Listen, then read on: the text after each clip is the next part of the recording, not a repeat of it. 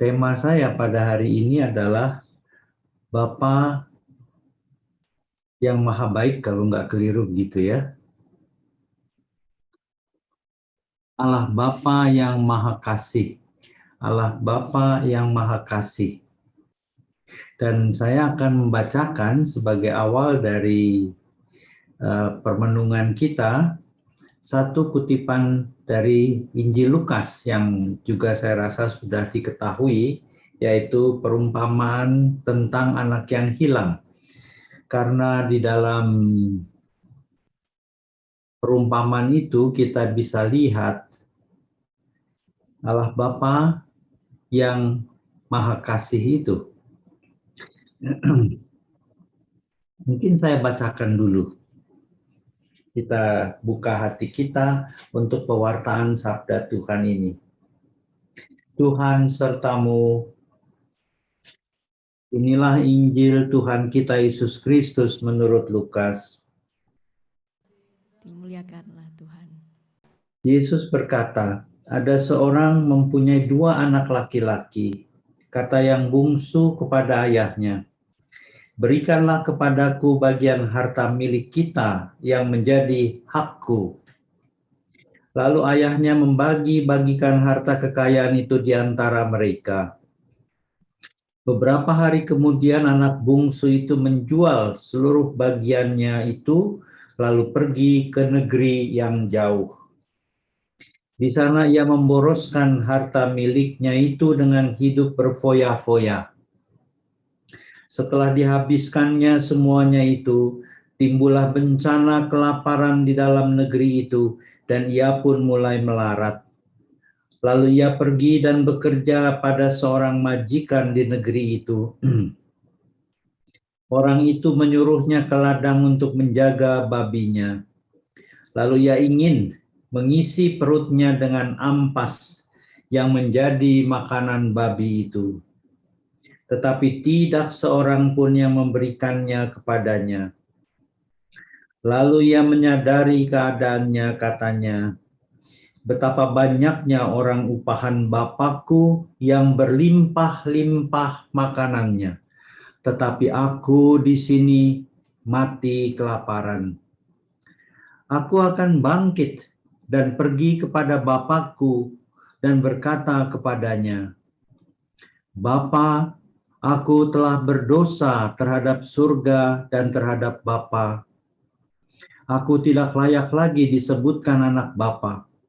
Jadikanlah aku sebagai salah seorang upahan Bapa. Maka bangkitlah ia dan pergi kepada bapaknya. Ketika ia masih jauh, ayahnya telah melihatnya. Lalu tergeraklah hatinya oleh belas kasihan. Ayahnya itu berlari mendapatkan dia, lalu merangkul dan mencium dia. Kata anak itu kepada bapaknya, Bapa, aku telah berdosa terhadap surga dan terhadap Bapa. Aku tidak layak lagi disebutkan anak Bapa. Tetapi ayah itu berkata kepada hamba-hambanya, lekaslah, bawa kemari jubah yang terbaik, pakaikanlah itu kepadanya, dan kenakanlah cincin pada jarinya, dan sepatu pada kakinya. Dan ambillah anak lembu tambun itu, sembelihlah dia, marilah kita makan dan bersuka cita, sebab anakku ini telah mati dan menjadi hidup kembali. Ia telah hilang dan didapat kembali. Maka mulailah mereka bersukaria. Tetapi anaknya yang sulung berada di ladang, dan ketika ia pulang dan dekat ke rumah, ia mendengar bunyi seruling dan nyanyian tari-tarian. Lalu ia memanggil salah seorang hamba dan bertanya kepadanya, apa arti semuanya itu? Jawab hamba itu, adikmu telah kembali dan ayahmu telah menyembelih anak lembu tambun, karena ia mendapatnya kembali dengan sehat. Maka Marahlah anak sulung itu dan ia tidak mau masuk. Lalu ayahnya keluar dan berbicara dengan dia.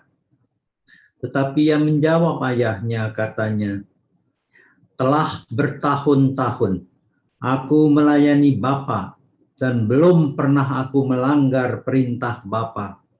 Tetapi kepadaku belum pernah Bapa memberikan seekor anak kambing untuk bersuka cita dengan sahabat-sahabatku. Tetapi baru saja anak Bapa yang telah memboroskan harta kekayaan Bapa bersama dengan pelacur-pelacur, maka Bapa menyembelih anak lembu tambun untuk dia.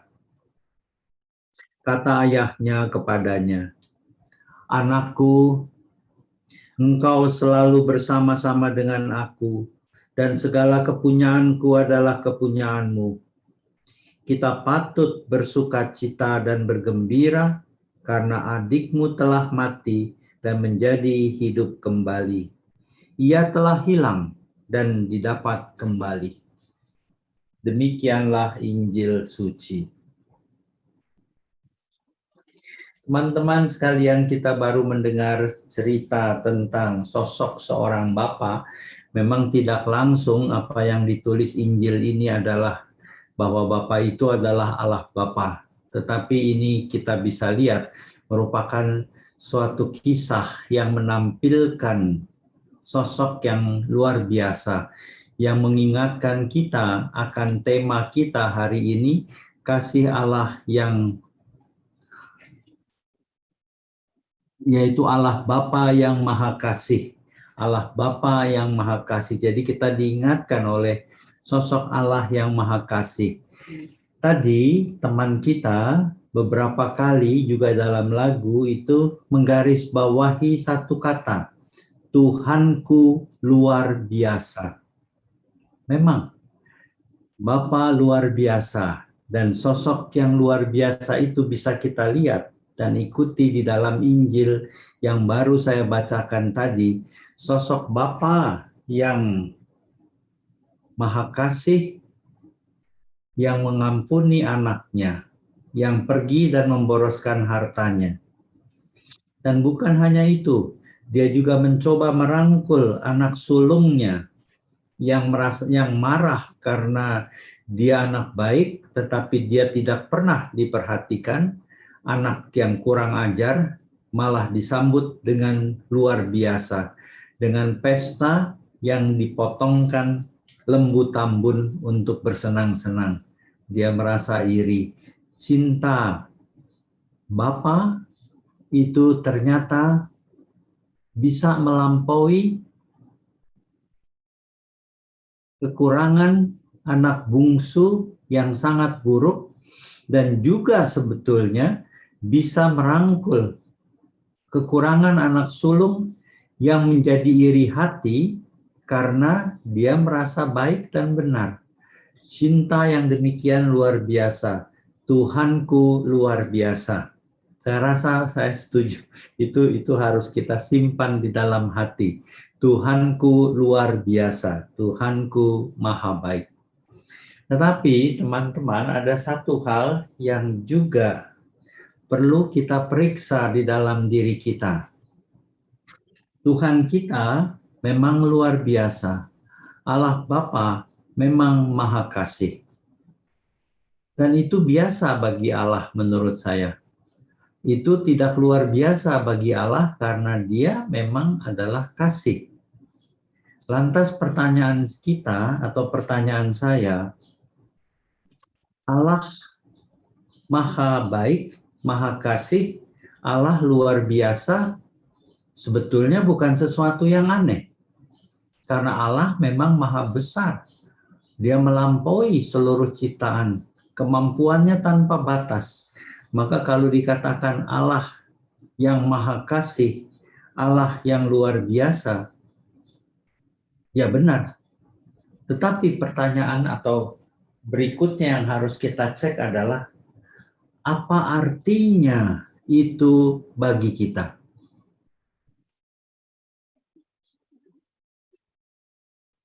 Di dalam permenungan kita ini, saya ingin Bapak, Saudara, teman-teman itu melihat bahwa Bapa yang Maha Kasih itu mengajak kita bukan hanya menikmati kasih-Nya, itu tentu Dia berikan.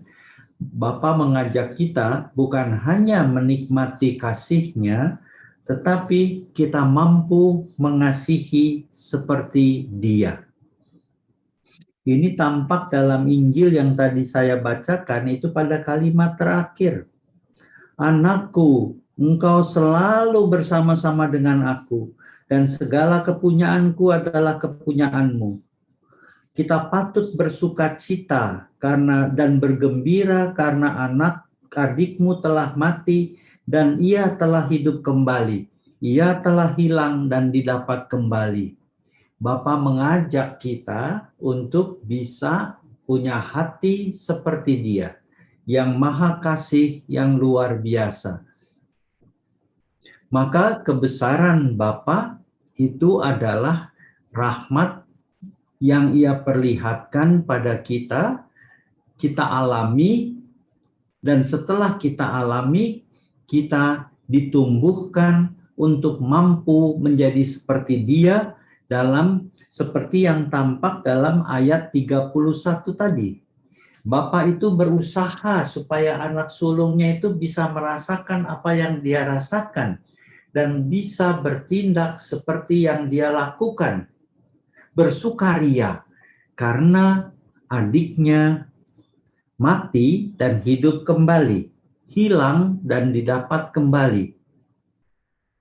Ternyata teman-teman sekalian, dicintai Allah itu hal yang kita sering alami, terjadi, menyenangkan, tetapi jangan lupa untuk belajar bahwa kita sedang diajar Tuhan untuk bisa penuh kasih seperti Dia.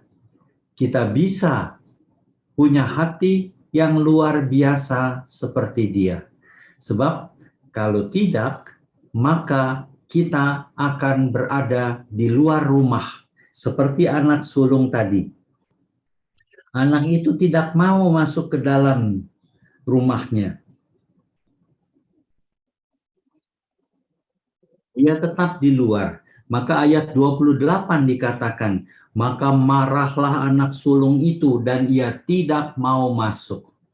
Maka berarti apa? Dia menikmati kebaikan Bapa seperti yang dikatakan, engkau selalu bersama-sama dengan aku dan segala kepunyaanku adalah kepunyaanmu. Tetapi itu tidak berarti apa-apa bagi dia, sehingga dia tetap berada di luar. Semoga ini ditangkap. Tuhan bukan hanya ingin kita mengalami kasih Dia, yang pasti diberikan tanpa perlu kita minta, karena cinta itu memancar keluar dari Bapa, dari Allah Bapa sebagai sumber kehidupan yang terus sedang menghidupi kita. Nah, seperti tadi cerita yang merupakan kesaksian, Bapak yang wafat tadi, mertua adiknya, itu datang ke gereja, tetapi dia nggak membuat pengakuan apapun. Tetapi Allah nggak berhenti mencintai dia. Bahkan pada saat dia mungkin belum siap, dia mungkin ragu-ragu, atau pada saat itu hatinya belum terbuka, dan pada saat terakhir, cinta Bapa yang luar biasa membantu dia untuk membuka hatinya dan mau menjadi bagian dari komunitas Kristiani, menerima baptisan. Saya pikir menerima baptisan tadi nggak jelas dikatakan. Jadi demikian teman-teman sekalian, yang akan kita renungkan adalah dua hal jadinya.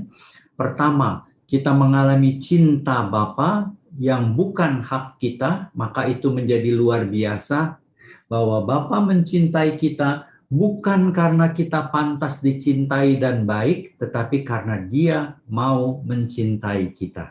Anak sulung itu merasa bahwa dia pantas dicintai karena dia melayani bapaknya bertahun-tahun dan belum pernah melanggar perintah bapaknya, tetapi bapaknya belum pernah memberikan dia seekor anak kambing pun untuk bersukacita dengan sahabat-sahabatnya. Hatinya menjadi pahit. Kita dicintai Bapa bukan karena apa yang kita lakukan, kita dicintai Bapa karena Bapa mencintai kita, titik. Dan cinta yang kita terima itulah yang nanti akan tumbuh berkembang. Nah, untuk itu mari kita dalami ayat demi ayat dari apa yang tadi kita dengarkan. Ayat 11 itu gampang, punya 2 anak laki-laki.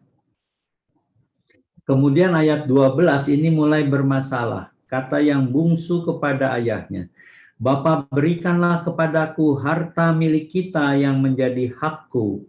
Saya mencoba mencari di dalam latar belakang budaya, apakah orang Yahudi itu biasa berbuat ini.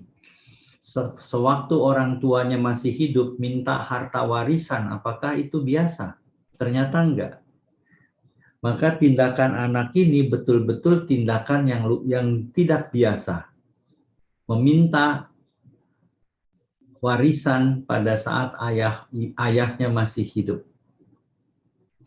Tetapi yang menarik adalah bahwa ayahnya memberikan tanpa banyak pikir. Lalu ayahnya membagi-bagikan harta kekayaannya di antara mereka. Jadi pasti dibagi dia, kakak sulung, dan si bungsu. Kemudian ayat 13, beberapa hari kemudian anak bungsu itu menjual seluruh bagiannya itu lalu pergi ke negeri jauh. Nah, ini mulai kelihatan. Dia ada di dalam rumah bersama bapaknya, setelah dia mendapat bagian warisan dia jual dan dia pergi jauh. Perhatikan kata pergi jauh, kita sering pergi jauh. Di sana dia memboroskan harta miliknya dan hidup foya-foya. Maka hidupnya tidak terkontrol. Ya, hidupnya tidak lagi terkendali. Dia juga tidak mengendalikan hidup. Dari ayat-ayat terakhir, kita bisa melihat bagaimana cara hidup anak itu. Pada ayat 30 dikatakan dengan jelas, ia memboroskan harta kekayaannya bersama dengan pelacur-pelacur. Jadi ini pasti bukan hal yang baik. Kemudian setelah dihabiskannya semuanya, timbullah bencana kelaparan di dalam negeri itu dan ia pun mulai melarat. Maka dari anak terhormat dari seorang keluarga yang berada, dia menjadi orang yang sangat miskin, melarat. Lalu ia pergi bekerja pada seorang majikan di negeri itu. Orang itu menyuruhnya ke ladang untuk menjaga babinya. Ini teman-teman adalah ungkapan-ungkapan yang menunjukkan bahwa dia pelan-pelan sedang jatuh, kehilangan martabatnya. Anak bapa dari anak seorang bapa yang terhormat, kemudian jatuh menjadi orang yang nggak mengontrol hidupnya, dan setelah hartanya habis jatuh ada kesulitan pada zaman di tempat itu, ya, kelaparan, ada bahaya kelaparan, dan kemudian dia nggak punya teman lagi, dia pergi bekerja. Bayangkan dari anak menjadi hamba, ya, dari anak menjadi kuli, dia meninggalkan semua itu. Lihat gerak kehilangan martabat. Dosa membuat kita kehilangan martabat. Martabat kita sebagai anak Allah itu hilang. Maka anak ini juga. Dan ia kelaparan, ia disuruh menjaga babi. Itu dari anak menjadi hamba, menjaga babi ini sudah paling dalam, paling rendah. Karena orang Yahudi itu melihat babi sebagai binatang haram. Dan bagaimana dia harus menjaga babi-babi. Dan dia biasa hidup di rumah bapaknya dalam kenyamanan loh. Dia orang kaya. Nah sekarang dia harus menjaga babi, binatang yang dianggap kotor itu, dia berada bersama babi-babi setiap hari. Dan lihat lagi, belum selesai. Dia kelaparan. Nggak ada yang kasih makan. Ayat 16, lalu ia ingin mengisi perutnya dengan ampas yang menjadi makanan babi itu. Makan makanan babi itu mirip dengan babi. Jadi dari anak dia menjadi bukan hanya pelayan, bukan hanya tukang jaga babi, dia mau makan makanan babi pun ngerinya tidak ada satu orang pun yang memberikannya kepadanya. Bayangkan kejatuhannya seperti itu.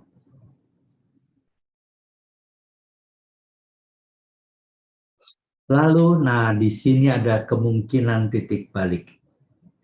Maka biasanya orang bertobat itu kalau dia sudah ada di bawah, di tempat paling rendah. Ini sesuatu yang sangat menarik yang perlu kita lihat. Kita semua punya ini juga. Jadi kita punya tadi kecenderungan juga untuk menyepelekan, mencampakkan rahmat yang begitu besar yang membuat kita menjadi punya martabat begitu luhur sebagai citra Allah, itu bisa kita buang. Terus kita masuk ke dalam kekotoran, kegelapan, dan kengerian dalam kehilangan martabat total di dalam dosa. Ya. Ayat 17 apa yang ditulis? Lalu ia menyadari keadaannya. Menarik di sini ada hints, ada petunjuk-petunjuk yang bisa membantu kita loh untuk merasakan betapa luar biasa kasih. Ya, kalau tema kita adalah Allah Bapa yang Maha Kasih, lihat apa itu dampak dari kasih itu dalam hidup. Lihat dampak kasih itu dalam hidup si anak dari rumah bapaknya. Lalu ia menyadari keadaannya, katanya, betapa banyaknya orang upahan Bapakku yang berlimpah-limpah makanannya. Tetapi di sini aku mati kelaparan. Teman-teman, ada apa di dalam kalimat ini? Betapa banyaknya orang upahan Bapakku yang berlimpah-limpah makanannya, tetapi aku mati di sini. Kalimat ini menunjukkan apa? Menunjukkan bahwa tiba-tiba seluruh ingatannya dari tempat di mana dia menderita itu kembali ke rumah bapaknya. Di mana dia pernah ada di sana. Ya, kembali ke rumah bapaknya. Dan dia ingat, bapaknya punya banyak orang upahan dan makanannya berlimpah. Dia sebagai anak di tempat ini akan mati kelaparan. Ingatan. Teman-teman sekalian, ingatan itu penting. Dan ingatan ini adalah ingatan kasih. Kapan ingatan ini terserap ke dalam diri kita? Atau kapan ingatan ini terserap di dalam diri anak itu? Pada saat dia berada di rumah bapaknya. Sebelum dia mengembara dan masuk ke dalam kekotoran hidup yang begitu nista dan membuat dia menjadi gembala babi, mau makan makanan babi pun tidak diberikan. Sebelum itu dia berada di rumah Bapa. Itulah saat dia menyerap semua keindahan rumah Bapa dan menyimpannya di dalam ingatan, di dalam hatinya. Teman-teman sekalian, kita itu kurang lebih punya proses yang sama. Kita pernah di rumah Bapa. Kita pernah berada di tangan Bapa. Kalau teman-teman nggak percaya, bacalah kitab Kejadian. Kitab Kejadian bab 2 ayat 7. Ketika itulah Tuhan Allah membentuk manusia dari debu tanah dan menghembuskan nafas hidup ke dalam hidungnya. Demikianlah manusia itu menjadi makhluk yang hidup. Sesuatu yang indah. Kita pernah berada di tangan Bapa. Kita pernah dibentuk oleh tangannya. Dan kita di dalam tangannya itu dihembuskan. Kita sebagai manusia yang terbentuk dari debu tanah. Itu menerima hembusan nafas dia. Maka jadilah manusia itu makhluk hidup. Ini adalah kebersamaan yang sangat mendalam. Kebersamaan itu menariknya ternyata tidak bisa dianulir, tidak mungkin didelete oleh kegelapan dosa. Bersyukur, itu rahmat yang luar biasa. Maka lihat si anak pada saat dia kurang ajar minta warisan dan pergi berfoya-foya, jatuh melarat dan kemudian harus sampai pada kedalaman hidup yang begitu nista, ternyata di dalam hatinya masih terdapat ingatan akan rumah Bapa yang luar biasa. Dia masih ingat. Dan teman-teman sekalian, ingatan itulah yang menyadarkan dia. Ingatan itu yang akan mengubah hidupnya. Maka jangan lupakan, yang lain boleh kita lupakan dalam hidup ini. Yang tidak boleh dilupakan adalah Bapa mencintai aku. Bukan karena aku baik dan berjasa. Itu anak sulung. Bapa mencintai aku karena dia mencintai aku. Titik. Kemudian kita lanjutkan setelah melihat bahwa ingatan itu penting. Dan ingatan ini ternyata nggak akan hilang oleh dosa. Nggak akan hilang bahkan oleh kenistaan. Tetap ada. Itulah tempat kehadiran Allah di dalam diri kita. Di dalam memori kita. Luar biasa. Ini yang akan membangun kesadaran-kesadaran kita. Ayat 18. Aku akan bangkit dan pergi kepada Bapakku dan berkata kepadanya, Bapa, aku telah berdosa terhadap surga dan terhadap Bapa. Aku tidak layak disebutkan anak Bapa, jadikanlah aku sebagai salah seorang upahan Bapa. Kalimat ini adalah rencana. Dari mana kita tahu? Karena sana pertama di kandang babi, dan yang kedua kata akan menunjukkan di masa mendatang. Aku akan bangkit. Jadi dia belum bangkit, dia akan bangkit. Dan pergi kepada Bapakku dan berkata kepadanya. Dan dia mulai berpikir sekarang setelah dia ingat cinta Bapa, dia mulai berpikir saya akan pulang. Tapi belum pulang. Dan kalau sampai di rumah, dia mau berbuat apa? Dia sudah bayangkan seluruhnya. Aku berdosa terhadap surga dan Bapa. Jadi dia mau mengaku dosanya. Aku tidak layak disebut anak Bapa. Dia mengaku statusnya bukan anak lagi karena dia sudah mencampakkan martabatnya jatuh ke tempat begitu nista. Kemudian dia cuma minta, jadikanlah aku salah seorang upahan Bapa. Karena ternyata orang upahan di rumah bapaknya itu hidupnya terpelihara dengan baik. Jadi ingatan itu membangun apa? Membangun niat. Membangun dorongan dari dalam batin untuk apa? Untuk pulang ke rumah Bapa. Luar biasa kan ingatan itu? Ingatan itu mendorong kesadaran untuk berpikir apa yang mau saya lakukan. Ingatan cinta akan mendorong manusia untuk mengarahkan diri dan kembali kepada cinta. Maka ayat 20. Maka bangkitlah ia dan pergi kepada bapaknya. Ketika masih jauh, ayahnya melihatnya. Jadi anak ini punya tadi ingatan, dia duduk di rumah bapakku banyak orang upahan dan mereka semua banyak makanannya berlimpah. Kemudian dia muncul, ingatan ini memunculkan niat di dalam dirinya untuk bergerak dan pulang ke rumah Bapa, bukan sebagai anak tetapi sebagai hamba sudah cukup. Dan yang ketiga, keinginan ini, ingatan, keinginan itu menjadi gerak. Maka ayat 20, maka bangkitlah ia, bukan lagi akan. Dia bangkit dan kemudian pergi, bukan akan pergi kepada bapaknya. Ketika masih jauh, ayahnya telah melihatnya. Lalu tergeraklah hatinya oleh belas kasihan. Lihat, si ayah melihat anaknya dari jauh dan dia nggak tunggu. Dia berlari mendapatkan anaknya. Lalu merangkul dan mencium dia. Ini ungkapan dari kasih seorang ayah yang ternyata mampu melampaui batas-batas egoisme dia.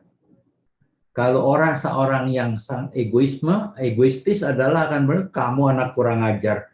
Dulu kamu minta bagian kamu foya-foya nggak ingat rumah, sekarang kamu pulang, mau ngapain pulang? Mungkin banyak orang bisa berpikir begitu, tetapi perumpamaan ini menampilkan Allah. Maka kita bisa melihat hati Allah. Ya. Dia berlari, merangkul, dan mencium dia. Bayangkan semua yang teman-teman bisa bayangkan. Anak ini jadi penjaga babi, pasti nggak bersih. Dan dia menjaga jalan kaki pulang berhari-hari, pasti anak yang kotor banget.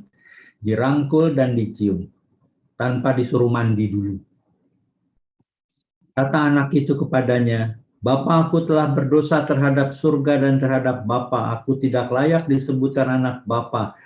Dia menjalankan rencananya loh. Dia aktualisasi rencana minta pekerjaan, nggak usah dipanggil anak lagi, jadikan saya hambamu, itu cukup, ya. Tetapi lihat reaksi Bapa. Ternyata dia mendengar pun enggak. Ayat 22 dia berkata, lekaslah bawa kemari jubah yang terbaik, pakaikan itu kepadanya, kenakanlah cincin pada jarinya dan sepatu pada kakinya. Teman-teman, 3 barang ini adalah simbol dari martabat seorang anak. Jubah, cincin, dan sandal, sepatu pada kaki. Maka lihat dalam proses itu bapaknya merestorasi martabat dia dari yang nista, diangkat kembali menjadi anaknya. Itu kasih yang luar biasa. Dan kasih itu kita tahu maksud Yesus adalah menampilkan kasih Allah. Kasih Bapaknya yang luar biasa. Yang tidak perlu syarat apapun. Enggak memerlukan syarat apapun dari kita. Dia mencintai kita karena dia mencintai kita, titik. Kemudian dia direstorasi, dipakaikan jubah, dipakaikan cincin pada jarinya dan sepatu pada kakinya. Maka dia menjadi anak Bapa lagi. Dan kemudian gak cukup dengan itu, 23 mereka berpesta. Dan 24 ayah itu mengatakan, sebab anakku ini telah mati dan menjadi hidup kembali. Ia telah hilang dan didapat kembali. Maka mulailah mereka bersukaria.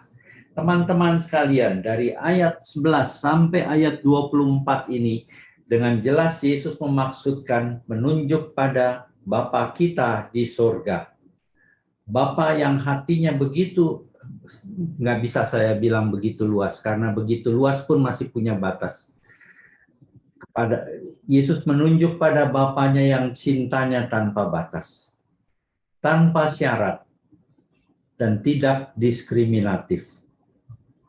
Itulah kasih Allah Bapa yang Maha Kasih, yang cintanya luar biasa.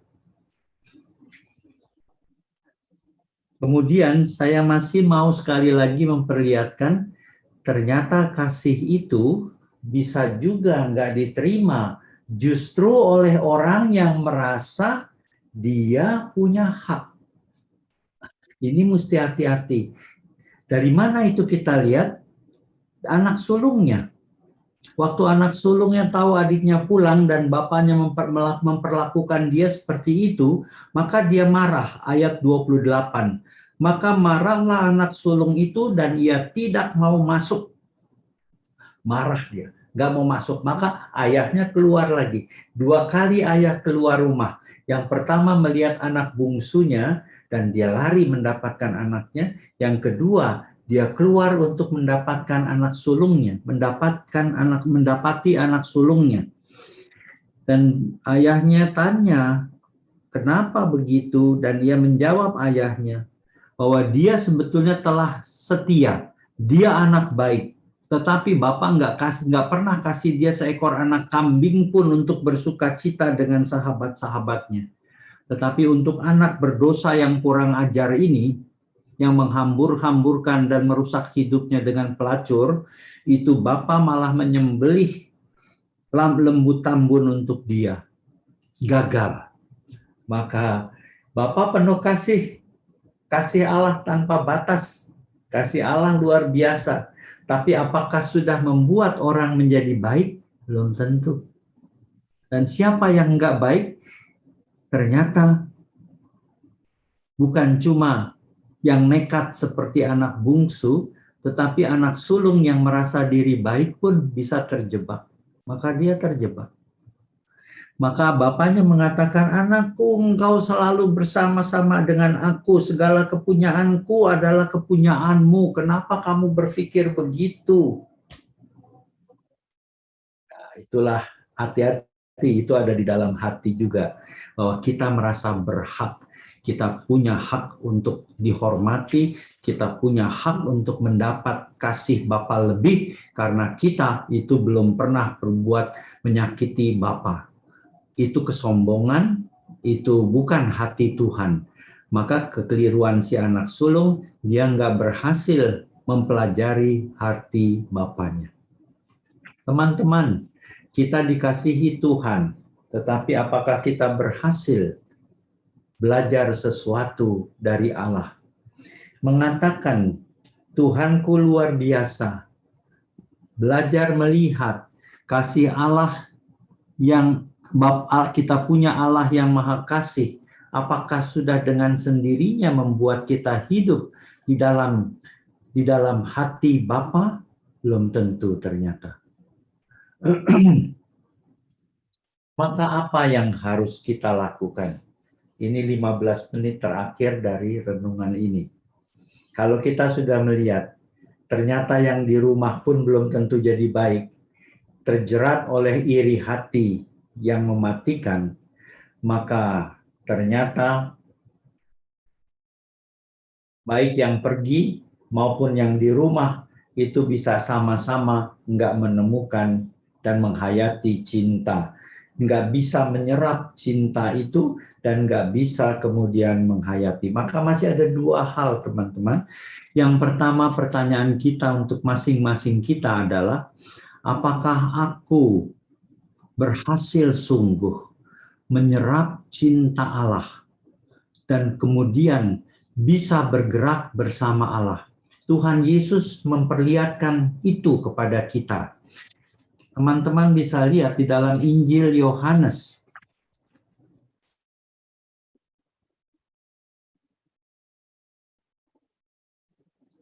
Injil Yohanes, bentar, saya mesti buka dulu.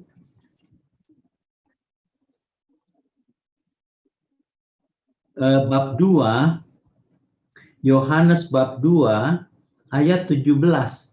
Ini perikopnya Yesus datang ke bait Allah dan dia menyucikan bait Allah. Perhatikan di sini.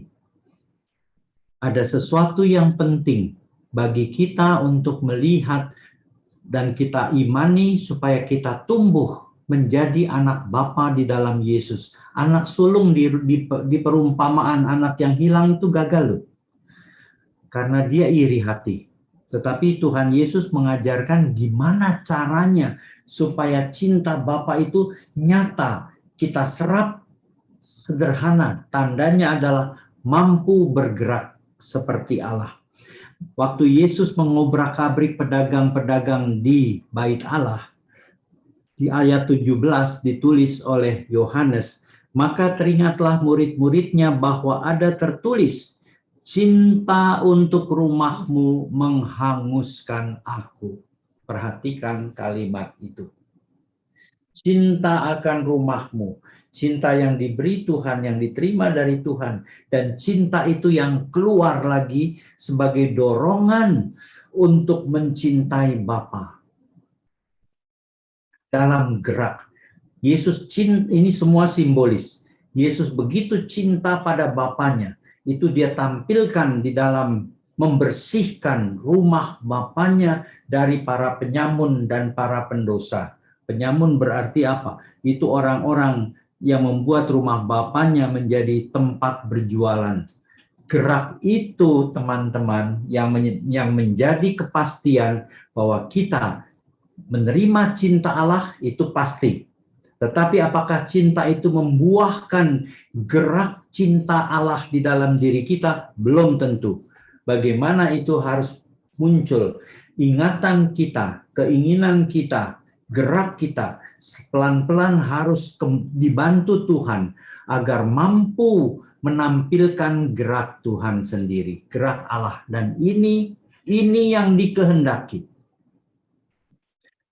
Maka dari situ kita bisa melihat bahwa penyelamatan itu bukan kita sebagai objek yang dibentuk Tuhan, yang diselamatkan, diangkat dari kejahatan, dimasukkan ke tempat lain, bukan. Bukan gambaran itu. Tetapi keselamatan yang Tuhan berikan pada kita adalah suatu gambar di mana kita memang diserap oleh cinta Tuhan. Kita disatukan oleh di dalam cintanya. Dan kita diajar untuk bisa sepikir dan serasa dengan Tuhan. Hatinya bisa kita rasakan, hati kita ada di dalam hati Tuhan, dan yang terakhir, kesatuan itu membuat kita bergerak seperti Dia.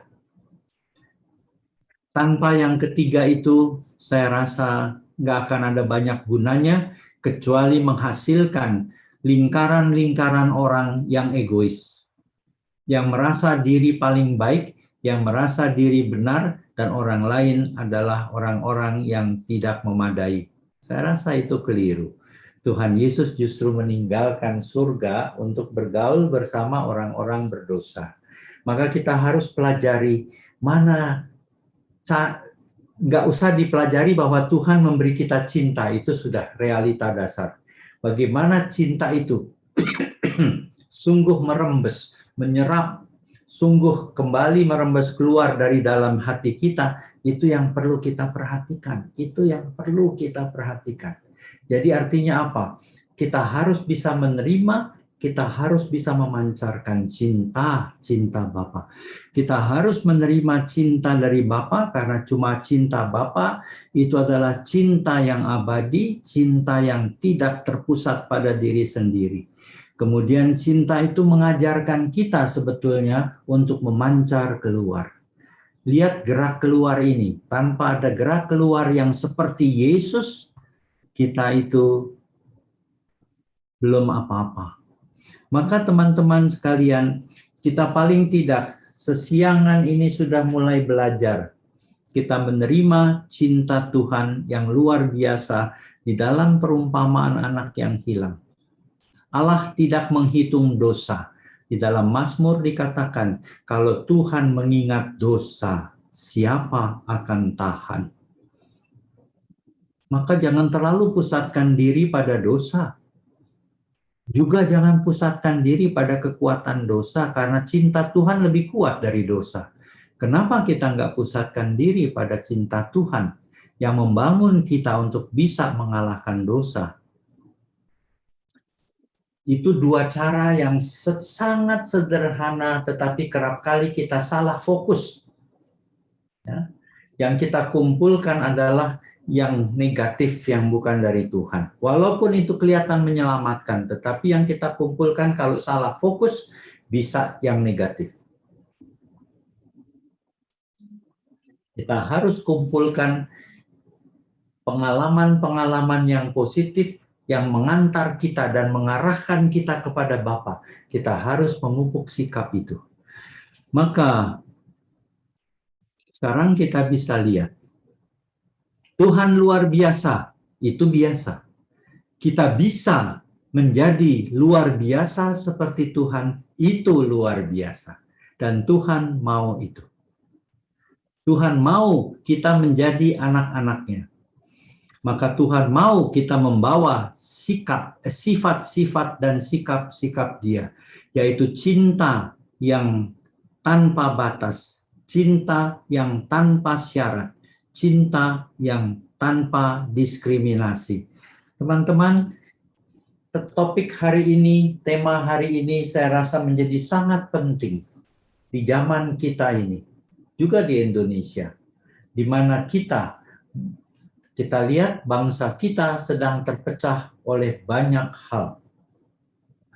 ada orang yang merasa baik, ada orang yang merasa diperlakukan gak baik, dan lain sebagainya. Maka terjadi kelompok-kelompok yang memecah belah bangsa. Cuma satu jawabannya adalah, kalau kita berani menjadi saksi dari cinta yang tanpa syarat, tanpa batas, dan tidak diskriminatif, maka kekristenan kita baru menunjukkan arti yang sebenarnya. Semoga apa yang telah kita pelajari pada siang hari ini mendengarkan sabda Tuhan sungguh membantu kita membuka cakrawala pemahaman kita yang baru. Ingat teman-teman, penyelamatan bukan jasa kita. Itu adalah Tuhan yang bekerja. Dan kalau kita diselamatkan, kita merasakan cinta yang datang kepada kita, mengingatkan sesuatu yang sudah ada di dalam hati sejak kita diciptakan. Cinta di mana kita pernah berada di dalam tangannya. Cinta yang membuat kita menjadi makhluk hidup. Cinta yang menumbuhkan kita. Cinta yang memanggil kita kembali ke rumahnya. Cinta itulah yang bisa menjadi tanda dan gerak keselamatan Tuhan melalui diri kita di dunia ini, pada saat ini, di tempat di mana teman-teman berada. Sebelum saya akhiri, saya mau mengatakan lagi 3 hal yang penting tadi. Yang pertama adalah ayat 17, ia menyadari keadaannya karena ingat dia pernah berada di rumah Bapa. Kemudian dia membuat rencana, niat untuk pulang ke rumah Bapa. Dan ini semua adalah tarikan cinta. Dan yang ketiga, setelah tarikan cinta ini menjadi matang, maka seluruh tubuhnya dipenuhi kekuatan ilahi untuk bangkit berdiri dan pulang ke rumah Bapa. Teman-teman sekalian, kita ikat permenungan sore hari ini dalam satu kalimat. Cinta Bapa yang dimeteraikan di dalam hati kita, yang memanggil kita pulang ke rumah Bapa. Pulang bukan mati, tetapi bersatu kembali dengan Sang Cinta dan bergerak membawakan cinta. Itulah arti Allah yang Maha Kasih. Itulah arti dari iman akan Tuhan yang luar biasa. Semoga apa yang kita coba lihat siang hari ini membantu kita semua untuk hidup sebagai anak Allah yang semakin pantas menjadi tampilannya di bumi ini dimanapun kita berada. Terima kasih. Amin. Amin. Terima kasih Romo untuk pengajarannya hari ini. Untuk Bapak dan Ibu sekalian, bila ada pertanyaan boleh langsung ditanyakan atau boleh diketik di chat room yang ada. Romo, mungkin saya boleh sedikit bertanya sih, tadi tiba kepikiran aja. Apakah cerita anak hilang ini tentang betapa besarnya kasih Bapak ini ada sama nggak ya dengan benang merahnya dengan perumpamaan orang upahan di kebun anggur, yang dimana yang komplain kerjanya dari pagi sama yang kerja siang sama kerja sore itu tuh upahnya sama, tetapi Tuhan mengatakan ya memang itu kan memang hak saya untuk memberikan gitu loh. Apakah bisa disamakan ya artinya itu bahwa memang kasih Tuhan itu melebihi dari segala batas dan kasih dari Tuhan itu memang begitu besar gitu sampai orang yang tidak layak pun Tuhan kasih gitu. Apakah bisa disamakan ya, Romo? Dari pihak Tuhan ke dalam perumpamaan itu, Tuhan Yesus akan kelihatannya lebih menggarisbawahi bahwa cinta Bapa itu tidak terbatas dengan achievement, dengan pencapaian kita.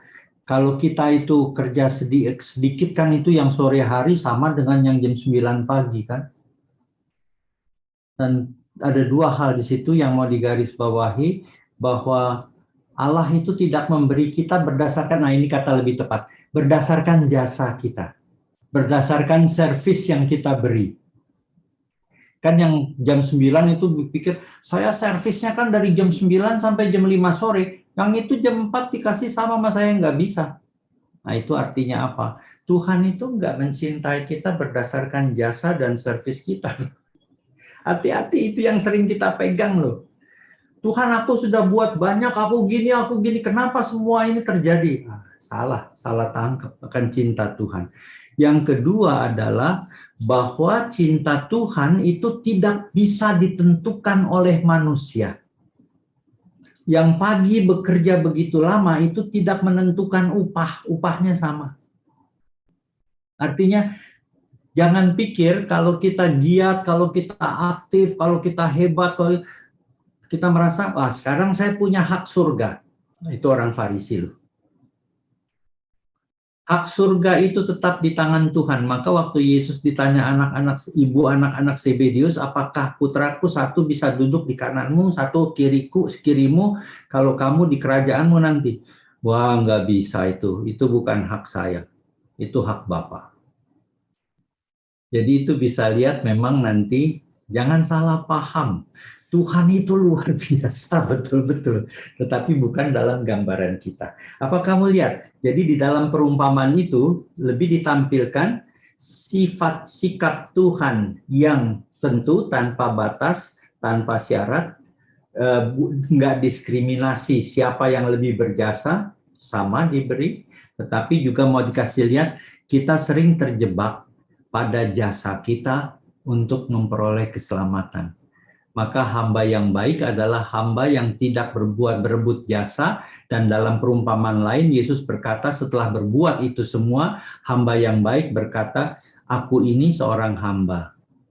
Saya nggak berhak mendapat apa-apa. Aku ini hamba tak berguna. Sudah, itu sikap. Oke. Jelas Cindy? Jelas sekali Romo. Serem ya cinta Tuhan. Ya, cinta Tuhan itu menyeramkan. Betul Romo. Benar-benar satu penyadaran sekali kepada kita bahwa kita semua itu memang tidak ada apa-apanya. Hanya cinta Tuhan yang memampukan kita bisa sampai saat ini ada dan masih ada banyak berkat gitu ya Romo ya. Bagus Cindy. Dan kamu harus menjadi berkat untuk orang lain. Pikirkan selalu, saya membawa berkat Allah untuk orang lain. Baik Romo.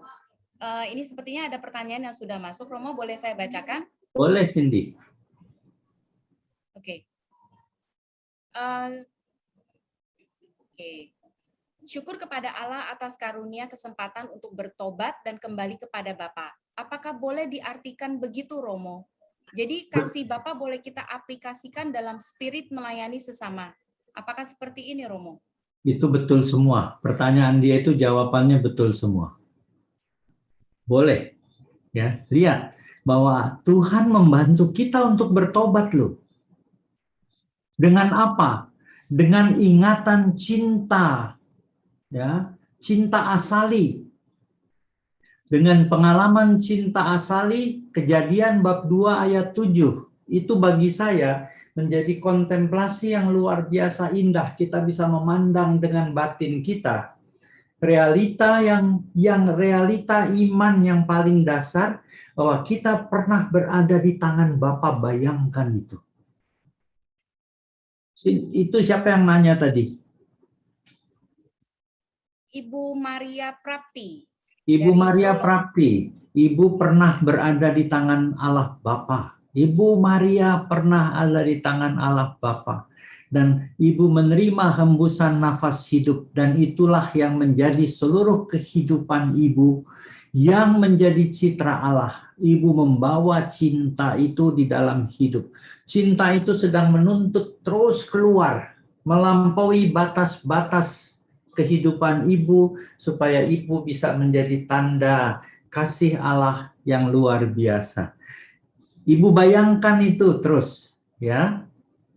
Ya. Terima kasih Ibu untuk pertanyaannya. Ya, Cindy ada lagi? Terima kasih Bu Maria pertanyaannya. Saya lanjut. Saudara saya lagi sakit. Oke, saudara saya adalah Islam, tetapi sedang sakit dan dia mau menjadi Katolik lagi. Apakah harus dibaptis lagi ya Romo? Dan dari Tidak. dulu ya dia sudah dibaptis Katolik dulunya. Tidak perlu. Dia hanya perlu seorang imam untuk mengaku dosa dan kemudian menerima sakramen, ya tentu sakramen tobat, tetapi itu bisa diberikan di dalam sakramen perminyakan orang sakit. Dia berada di kota apa?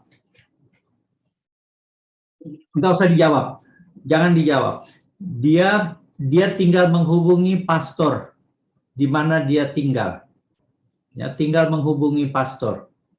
Dan kita para pastor sudah dilatih untuk tahu menangani hal-hal semacam ini. Dia diperdamaikan kembali dalam sakramen tobat, diberi sakramen perminyakan. Kalau dia dalam keadaan sakratul maut, itu nggak jadi masalah. Tetapi kalau orang yang seperti itu disembuhkan, maka tobat dan pengampunan yang diberikan pada saat itu dia dalam keadaan bahaya maut, nanti harus diselesaikan juga secara hukum. Misalnya, kehidupan pernikahannya atau apa yang dulu membuat dia keluar dari agama Katolik, itu harus dibereskan. Kalau enggak berarti dia berada pada lubang yang sama. Ngerti? Ya. Jadi kalau dalam sakrat maut itu gampang. Yang susah itu nanti kalau ada dia sembuh, maka itu harus dilakukan prosedur yang seharusnya kemudian. Ya. Oke. Baik Romo. Next pertanyaannya adalah Romo mau tanya tentang saudara anak yang hilang ini. Sebenarnya mereka kemana ya Romo? Mungkin maksudnya pekerjaannya dan apakah lokasinya kali ya Romo ya? Iya, saudara sulungnya itu tinggal di rumah bapaknya selama itu. Jadi waktu adiknya pergi menurut kisah ini tadi ya, yang kita bisa bayangkan, kan ayahnya bilang engkau selalu bersama-sama dengan aku. Dan dia tadi baru pulang dari ladang, jadi dia mengerjakan sebetulnya tanah mereka. Artinya tanah ayahnya dan tanah dia, karena tanah si bungsu sudah diambil dan sudah dijual. Maka si sulung ini mengerjakan tanah milik mereka, dia tinggal bersama ayahnya. Nah ini yang ngeri, kenapa? Karena kita tinggal bersama, kita nggak merasa lagi kebaikan Allah, kebaikan Bapa. Malah kita merasa, oh saya berjerih payah mencangkul tanah ini itu. Kambing aja nggak dikasih, ini anak kurang ajar pulang dikasih lembu yang tambun, ada pesta lagi. Hati-hati, itu masalah di dalam sejarah Israel itu terjadi. Mereka punya hak, merasa punya hak. Maka kalau begitu kita merasa punya hak, saya rasa kita lepas dari Allah. Maka hati-hati jangan merasa selalu punya hak. Biarkan itu kembali kepada Allah. Kita hanya merasakan cinta yang ada di dalam diri kita dan menggerakkan kita untuk bergerak seperti Bapa. Masih ingat Yesus berkata, orang yang pada saat terakhir di pintu surga itu teriak-teriak, Tuhan, Tuhan, bukankah kami mengusir setan demi namamu, bernubuat demi namamu, dan lain sebagainya. Kemudian Yesus bilang, pergilah kamu pembuat kejahatan, aku tidak mengenal kamu. Kenapa? Nggak ada kesatuan. Kesatuan rasa, kesatuan pikiran, kesatuan gerak, nggak ada. Maka yang harus diperhatikan bukan cuma bisa seperti Yesus, membuat mukjizat, mengusir setan, bernubuat itu yang dilakukan Yesus sepanjang hidup loh. Tetapi waktu orang mati, dia masuk surga, dia bilang, Tuhan bukankah aku bernubuat, mengusir setan, dan apa satu lagi tadi, membuat mukjizat dalam namamu juga. Dan Yesus berkata, pergilah, aku tidak kenal kamu, hai kamu sekalian pembuat kejahatan. Lalu, ngeri apa enggak? Maka cuma satu rahasianya. Poinnya ada di mana? Poinnya adalah dalam kesatuan hati dan budi dengan Tuhan Yesus. Dan dari situ kita sampai kepada Bapa. Kesatuan rasa dan gerak dengan Tuhan. Gimana mau satu rasa dan gerak dengan Tuhan kalau kita iri pada keuntungan orang lain? Kalau kita marah kepada Tuhan karena dia baik pada musuh kita. Kan lucu juga loh. Tuhan baik sama kita, kita maunya dia juga bersama kita musuhin musuh kita. Enggak. Tuhan baik sama kita, juga baik sama musuh kita loh. Nah, ini yang kita sulit terima. Berarti apa? Kita nggak segerak dengan Tuhan. Itu ada peluang bahaya. Jelas, Cindy. Waktu pertama kali saya berdoa untuk orang-orang yang bikin susah, itu rasanya susah sekali. Masa sih saya mesti doakan orang yang bikin susah? Tetapi kemudian ajaran Tuhan Yesus mengingatkan itu. Kalau saya nggak bisa seperti itu, saya dalam bahaya. Tuhan nggak akan berpihak kita untuk memusuhi musuh-musuh kita, pasti nggak. Oke, Cindy. Belajar serem-serem nih hari. Saya boleh menyambung pertanyaan yang tadi kali ya Romo ya. Boleh, Soalnya kan ini kan Cindy. soal biasanya kita itu lebih sering merasa di pihak anak sulung ya, yang merasa tidak adil. Apakah artinya kita sebagai pengikut Yesus yang harus selalu menunjukkan kasih dan cinta itu kita tidak boleh memperjuangkan keadilan ya Romo? Misalkan kadang kan memang ada hal-hal yang harusnya adalah hak kita, tapi karena mungkin ada situasi yang tidak memungkinkan membuat hak kita terampas, dan apakah kita sebagai pengikut dari Tuhan hanya boleh diam, membiarkan Tuhan membela, kita kerjanya hanya berdoa, atau kita harus melakukan satu tindakan gitu Romo? Menurut kamu gimana? Menurut saya, kalau menurut firman Tuhan adalah Tuhan akan menjadi pembela. Tapi kan ya itu balik lagi, apakah kita harus diam saja tanpa action gitu? Gini loh, ini memang satu dilema sih. Ya, waktu saya masih muda, sekarang saya sudah lebih tua, sekarang saya umurnya 68. Waktu saya masih umur 30-an baru jadi imam, saya ingat, saya banyak berpikir tentang ini. Ya, saya berpikir tentang itu. Tentang hak. Tadi kamu bicara hak loh. Kan ini hak saya. Terus saya pikir lama-lama. Dan kemudian ada satu bacaan yang mengingatkan kita. Bacaan itu adalah Filipi kalau saya nggak keliru. Coba kita lihat dulu karena saya udah mulai sekarang udah mulai tua nih.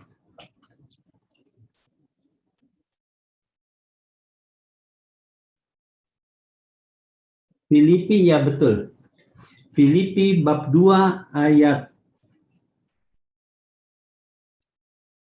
5 sampai ayat 9.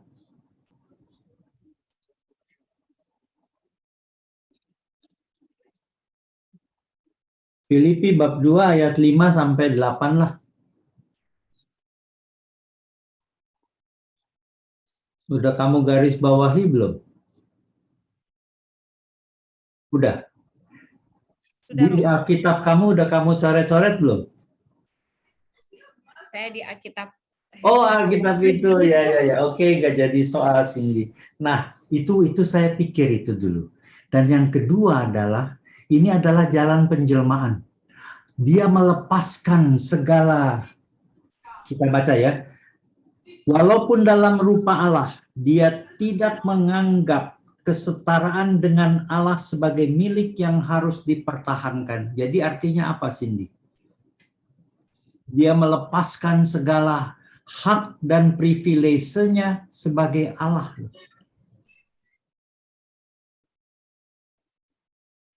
Dan kemudian waktu saya merenung itu berapa puluh tahun yang lalu, saya pikir tetap ada satu hak yang nggak dilepas Yesus. Hak apa? Hak untuk mencintai. Jadi hak yang boleh kita pegang sebagai pengikut Yesus itu cuma satu, mencintai. ini hak saya untuk mencintai. Maka kita bisa melihat para martir kita loh, yang dibunuh dengan ngeri dan kejam, tetapi mereka nggak menarik diri dari penderitaan itu. Itu hak. Dia tetap memberikan dirinya untuk menjadi saksi Kristus. Itu hak. Itu hak yang dia pegang sampai dia mati. Ada beberapa martir di Kanada yang disiksa dan pulang ke negaranya masing-masing masih hidup, dan setelah sembuh balik ke tempat yang sama dan akhirnya mati di martir. Kenapa? Dia mempunyai satu hak yang bisa dia bawa, ialah hak mencintai orang lain yang diberikan Tuhan pada dia sebagai privilege. Bisa tangkap nggak, Cindy? Jadi hak kita adalah hak untuk mencintai, yang berakar pada cinta Tuhan. Yang lain biar aja, Cindy.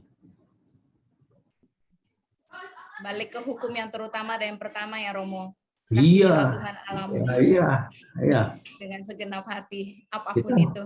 Kita mau apa? Mau bertengkar soal secara hukum, secara apa, nggak ada gunanya. Jadi kamu tanya tadi bisa apa-apa, mesti apa ya? Mesti apa ya? Ya, haknya cuma satu. Dan kemudian bagaimana? Apakah kita berdoa? Apa cuma berdoa? Enggak, kita mesti melihat kehendak Tuhan. Makanya orang Kristiani, pengikut Yesus, saya nggak tahu, tetapi di dalam gereja Katolik kita sebut itu sebagai anugerah discernment. Mencari dan menemukan kehendak Tuhan. Itu yang dilakukan Yesus. Dia bisa melihat ini kehendak Bapa. Bapa, bukan kehendakku, kehendakmulah terjadi. Itu bukan fatal. Itu bukan alasan murahan, ini udah nggak bisa lari, ya udahlah mau apa lagi, jadilah kehendakmu. Bukan, itu dengan sadar dan bebas dia tahu, Bapa engkau mau begini, aku lakukan. Nah, maka kita dengan Bapa di dalam Yesus itu harus terkait dalam relasi hidup, yang hidup sungguh. Jadi bukan hidup berdasarkan ideologi, tetapi hidup berdasarkan keyakinan aku punya relasi dengan Bapa di dalam Yesus. Dia memberitahu kehendaknya, dia membantu aku untuk melihat, dan dia membantu aku untuk mengatakan, Tuhan jadilah padaku seturut perkataanmu. Itu Ibu Maria. Itu hebat loh. Oke, jelas Cindy? Jelas sekali, Romo. Terima kasih banyak, harus banyak belajar dari Bunda Maria. Ya, dari Bunda Maria, dari Yesus, karena Bunda Maria waktu menerima kabar gembira, kata-katanya mirip kata-kata Yesus di Taman Getsemani. Ibu Maria berkata, aku ini hambamu, jadilah padaku seturut perkataanmu. Yesus di Taman Getsemani, bukan kehendakku, kehendakmulah terjadi. Karena Bunda Maria belajar dari Yesus. Oke, saya lanjut ke pertanyaan selanjutnya ya, Romo. Sepertinya banyak yang ini. Romo, saya pernah membaca sekilas persoalan perikop anak hilang, salah satunya ialah anak sulung tidak menempatkan dirinya sebagai anak, melainkan sebagai seorang upahan. Sedangkan anak bungsu yang berdosa tetap menempatkan dirinya sebagai anak. Bagaimana tanggapan Romo atas pernyataan ini? Boleh, bisa aja karena itu interpretasi. Ya, menginterpretasikan si anak bungsu itu tetap bertindak tanduk seperti anak. Tetapi kan interpretasi itu nanti harus dilihat dalam seluruh tafsir juga. Bagaimana si anak itu sebetulnya nggak hidup lagi sebagai anak. Dua-duanya sebetulnya nggak hidup dalam martabat anak. Tetapi yang satu aneh loh, kita itu di tangan Tuhan itu sama loh. Nggak ada satu orang pun yang lolos. Jadi Tuhan nggak mencipta kita kodian gitu loh. Batch ini bagus, batch itu buruk. Enggak. Tetapi dalam relasi pribadi itu ada orang yang membawa atau ingatannya bisa berfungsi baik. Itu saya juga nggak ngerti kenapa. Mungkin itu cara Tuhan bekerja ya. Jadi kalau dikatakan si anak sulung itu tadi nggak ingat keanakannya, si anak bungsu itu justru ingat keanakannya di dalam dosa, ya bisa. Bolehlah, saya nggak keberatan dengan tafsir itu, tapi lihat aja. Nah, saya menguraikan itu langkah demi langkah untuk memperlihatkan bahwa kekayaan dari perumpamaan ini ada pada ingatan si anak, ada pada hati si anak. Dia ingat, disadarkan, dia membuat niat, dia melaksanakan. Kalau tiga ini yang saling terkait nggak kita lakukan, kita nggak jadi apa-apa, nggak pulang. Jadi tiga hal itu, ingatan, rencana, dan tindakan itu nggak boleh terpisah. Dan itu berakar pada ingatan. Ingatan akan cinta, akan rumah Bapa. Maka yang harus dilatih adalah ingatan sebetulnya. Dalam hidup rohani, yang harus dibentuk adalah ingatan. Ingatan akan cinta. Tetapi tentu yang kedua dan ketiga nggak boleh dilupakan. Ya, tadi saya lihat ada Ibu Linda yang bertanya tentang apa itu di chat. Ibu Linda, boleh saya bacakan untuk pertanyaan yang sebelumnya dulu, Romo? Ya, boleh. Soalnya masih ada 2 sih. Nggak apa-apa, Oke. nggak apa-apa. Saya lanjut ya, Romo. Ya. Ada satu peristiwa di mana kami mengalami kerugian besar dalam bisnis sampai diperkarakan hukum dan menyebalkan sekali. Sehingga tapi sadar bahwa sebagai orang Kristiani harus mengampuni, tetap hadapi tuntutan dunia perkara tersebut. Apakah perlu berdoa dan didoakan ya Romo untuk menghadapi masalah ini? Ya, berdoa selalu perlu ya. Yesus juga berdoa waktu dia masuk ke dalam kesulitan, dia juga berdoa loh. Tetapi doanya itu, kalau kita lihat doa yang diwariskan Tuhan Yesus adalah yang pertama-tama, dia mengarahkan seluruh keinginannya kepada Bapa. Jadi bukan untung ruginya dulu. Bukan berhasil gagalnya perkara kita. Kita terarah kepada terang kemuliaan Tuhan. Tuhan akan membantu, pasti Tuhan akan membantu. Saya punya perkara yang besar juga dulu, dengan pengacara soal urusan tanah yang dibeli. Saya harus mengurus itu. Wah, sudah hampir putus asa, nggak ada jalan. Malam sebelum saya ketemu dengan pemilik tanah, pewaris tanah, yang didampingi pengacaranya, dan saya hanya berjalan sendiri loh ke sana menghadapi mereka.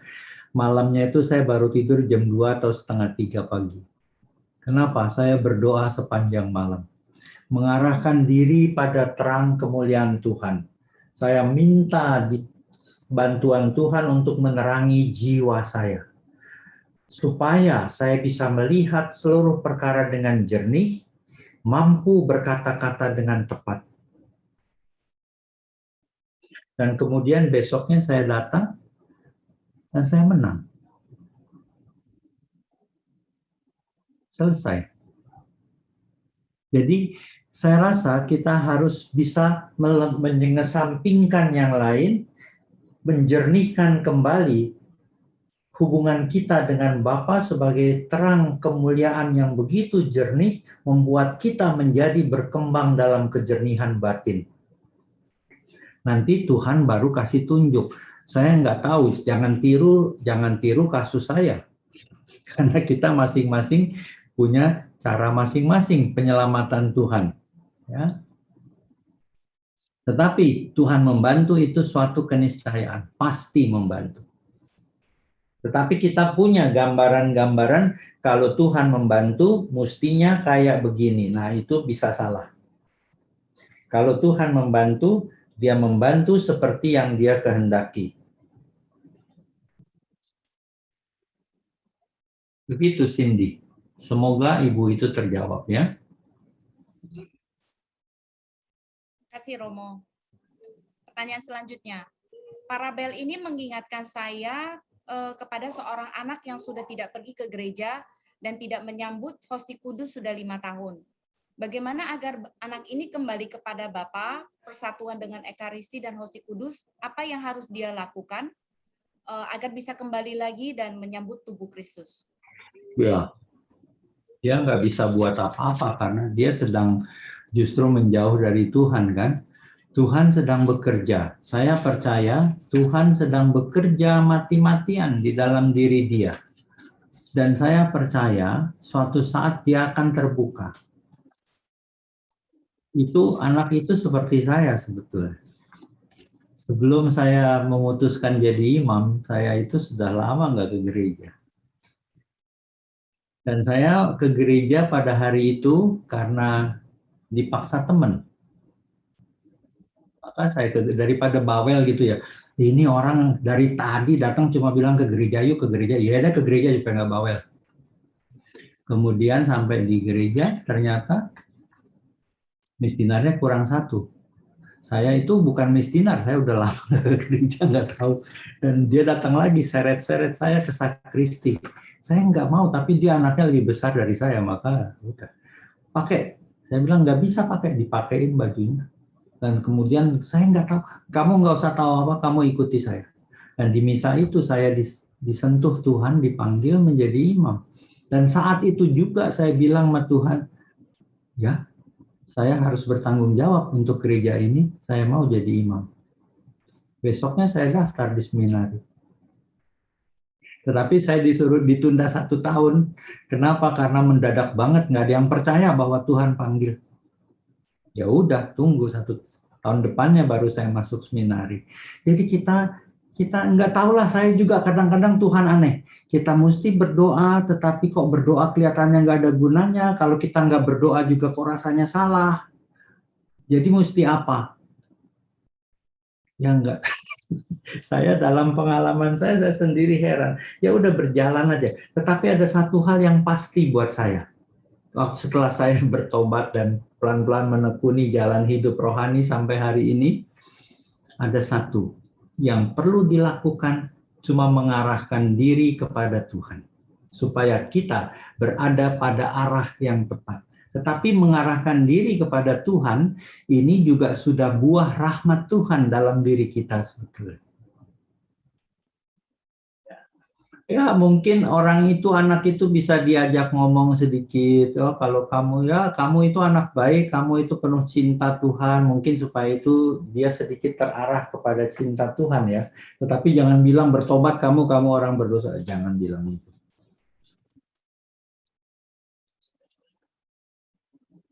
Tuhan misterius. Tuhan bekerja menurut kebijaksanaannya yang tak terpahami. Tetapi nggak ada satu orang akan hilang. Ya, Cindy ada lagi? Amin, Romo. Ya. Tuhan kita sangat sungguh luar biasa cara kerjanya ya. Iya. Dan pentingnya pertemanan ya, Romo. Iya, betul. Kalau nggak ada teman yang tarik. Padahal teman saya yang narik-narik saya ke gereja malah nggak jadi imam. Oke, ini sepertinya pertanyaan terakhir, Romo. Iya. Tidak ada manusia yang sempurna seperti si sulung. Dia kurang bersyukur dan iri hati. Pertanyaannya, apakah tinggal dengan Bapa dan dekat dengan Bapa tidak mengubah sifat si sulung? Bukankah makin dekat dengan Tuhan, kita akan makin bijaksana dan makin berubah dengan baik? Mestinya sih begitu kali ya, tetapi kita juga kenal orang lain yang namanya Yudas loh. Hubyung-hubyung dengan Yesus setiap hari, tetapi dia jual gurunya. Bahkan dia mengkhianati pada saat Yesus mengadakan perjamuan terakhir. Barang siapa mencelupkan tangannya, dialah yang akan mengkhianati aku. Jadi begitu, Cindy. Jadi si sulung itu mestinya baik, tetapi ternyata enggak. Yudas mestinya kan gimana kurang dekat sama Yesus yang setiap hari sama-sama dia. Tetapi Yesus juga tahu, maka yang mencelupkan tangannya bersama aku, dia akan mengkhianati aku. Kenapa begitu? Karena keselamatan itu bukan cuma dari pihak Tuhan. Dari pihak Tuhan nggak bisa salah. Tetapi dari pihak kita harus mengamini keselamatan itu. Kita harus mau. Aku setuju, aku mau Tuhan. Maka Maria, Bunda Maria mengucapkan aminnya. Aku ini hambamu Tuhan, jadilah padaku seperti yang kamu katakan. Yesus mengatakan juga, Bapa kalau bisa singkirkan piala ini daripadaku. Tetapi bukan kehendakku, kehendakmulah terjadi. Itu pembukaan diri, pembukaan keinginan kepada Tuhan, aku ambil keinginanmu Tuhan. Itu yang menyelamatkan.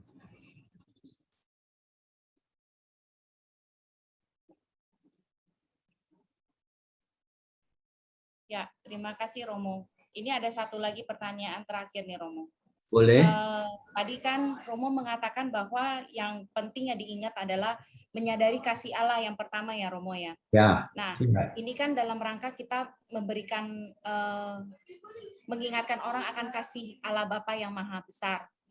Bagaimana kita bisa meyakinkan orang baru yang belum pernah merasakan kasih Allah, dan biasanya kan orang menghubungkan ya Romo ya Bapa dengan Bapa secara biologis. Tapi kalau orang tersebut tidak pernah merasakan kasih yang baik dengan Bapa biologisnya, bagaimana caranya untuk dia bisa merasakan kasih Bapa di surga yang begitu besar, Romo? Ya, ini selalu muncul nih kalau saya ngomong perikop anak hilang pasti ini ada. Kenapa? Karena memang bagi orang tertentu secara psikologis, kalau punya ayah yang tidak baik, itu menghalangi dia untuk bisa percaya bahwa ada Bapa yang baik. Ya. Saya rasa saya nggak punya jawabannya, Cindy, tetapi saya rasa Tuhan pasti bisa mengatasi kesulitan dia. Saya pernah, bukan saya ini orang lain. Dia anak dari keluarga broken home. Ya, hidupnya udah jadi anak jalanan, preman jalanan yang luar biasa. Di kantongnya selalu ada obeng yang siap untuk berkelahi dan pakai buat nusuk orang. Karena dia berakar pada keluarga yang broken home. Ayahnya itu buruk. Jadi dia benci sebetulnya. Maka kebencian itu menjadi unsur perusak di dalam dirinya. Dia bukan Katolik. Pada suatu hari Natal, malam Natal, saya masih frater waktu itu. Umur saya masih muda sekali. Mungkin baru 22. Zaman dulu Natal itu di gereja harus pakai karcis masuk. Kamu udah nggak ngalami sih di zaman dulu itu tahun 78, 76, 77, 70-an itu masuk gereja kalau Natal Paskah harus dapat tiket untuk masuk. Dan anak ini bersama teman gengnya ada 10 mau masuk gereja, bukan Katolik, dia nggak punya tiket. Maka beribut dengan penjaga, dengan petugas di pintu gerbang. Saya datang. Dan petugas bilang, itu frater anak-anak parek itu, mau masuk, itu berandal-berandal. Jangan kasih masuk. Oh ya, jangan kasih, saya bilang. Terus saya masuk lagi ke gereja, saya berdoa, mau siap-siap untuk ibadat, tiba-tiba saya terusik. Kenapa saya nggak kasih masuk ya? Siapa tahu dia bertobat malam ini ya, jadi Katolik. Kemudian saya keluar lagi, masih berantem di depan. Terus saya bilang, kamu ada berapa? Ada 10. Oke, masuk semua. Kemudian petugasnya bingung. Frater, kenapa dikasih masuk? Saya tanggung jawab. Saya taruh di sana 2, di sana 2, sini 2, pisah-pisah. Kalau 2 kan bikin ribut, gampang nangkepnya. Kemudian habis misa selesai udah. Beberapa tahun kemudian saya baru tahu dia cerita. Dia udah jadi Katolik waktu itu.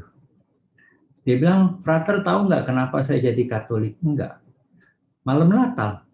Kalau saya frater nggak kasih saya masuk, itu kita sudah mau jalan di belakang gereja, itu mau kita sambitin loh gereja. Tetapi karena dikasih masuk, kita nggak jadi sambitin gereja, dan saya merasa saya harus jadi Katolik. Dan dia jadi Katolik. Belajar, seluruh gengnya, segeng dimasuk semua. Semua dia bilang, lu semua mesti jadi Katolik kayak gua. Maka semua dibaptis. Dan dia kemudian beberapa tahun setelah dibaptis tanya saya, apakah saya boleh jadi Yesuit? Hah? Terus saya pikir-pikir, kamu apa bisa ya? Saya tanya, kamu sekolahnya sampai apa? Oh, saya selesai loh S1. Oh iya, ya coba sana daftar, siapa tahu, masuk. Sekarang ada di Serikat Yesus ya. Jadi jalan Tuhan itu kita nggak paham betul-betul.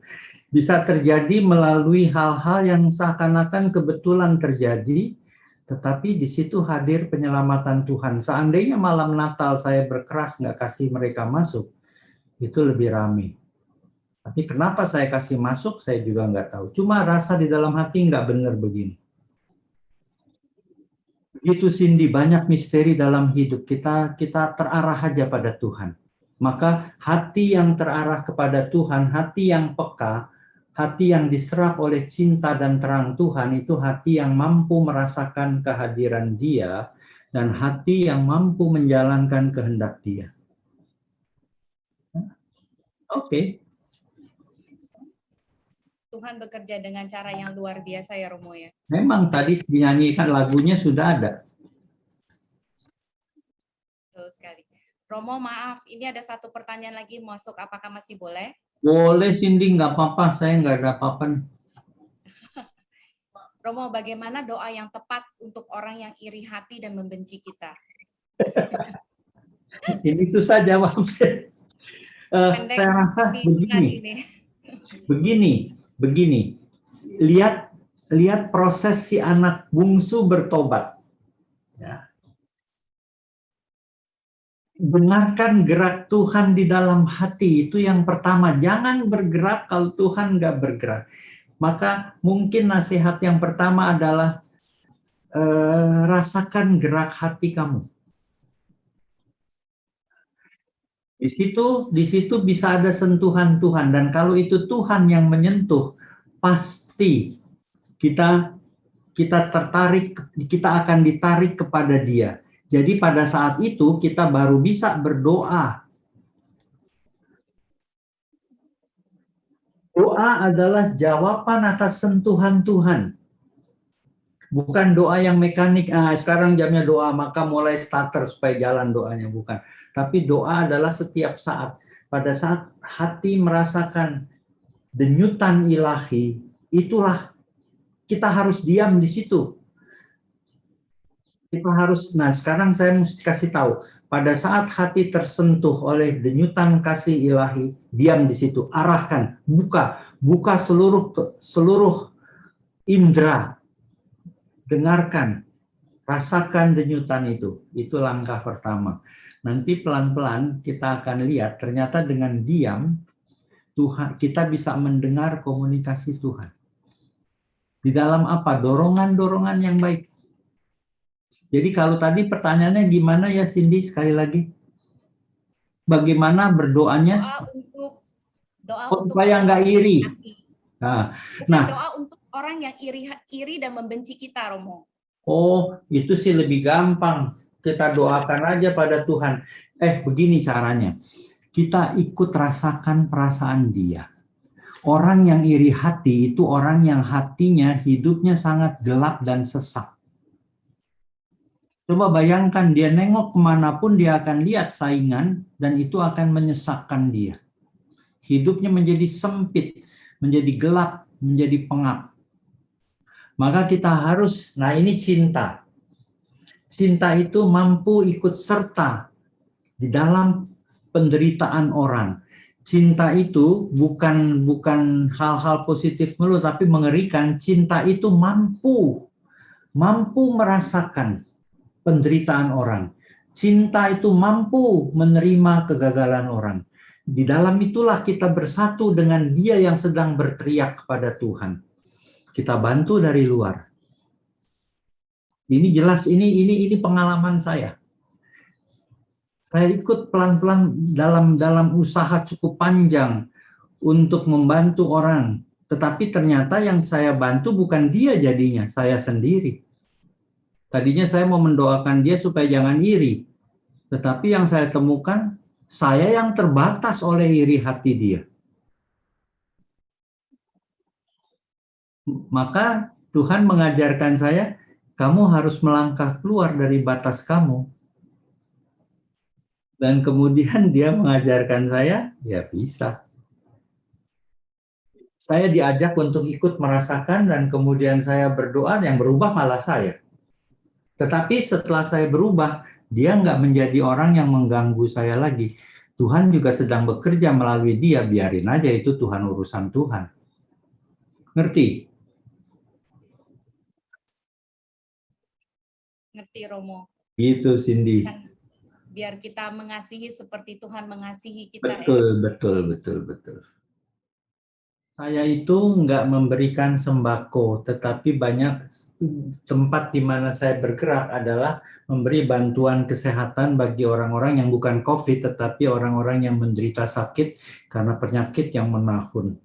Dan juga saya memberi banyak bantuan untuk pendidikan di daerah-daerah. Jadi kalau ada yang minat itu boleh. Ya, saya nggak mau memaksa. Kalau ada yang berminat membantu pendidikan di daerah-daerah, memberikan fasilitas dan juga beasiswa dan lain-lain sebagainya. Kalau tertarik boleh, kalau enggak apa-apa. Ya, kita tetap teman. Terima kasih. Terima kasih, Romo. Jadi tetap menghubungi Ibu Teresia ya? Ya, tetap. Ya. Tuhan bersamamu dan bersama rohmu. Semoga Allah yang Maha Kuasa memberkati saudara sekalian, Bapa dan Putra dan Roh Kudus. Amin. Terima kasih, selamat sore.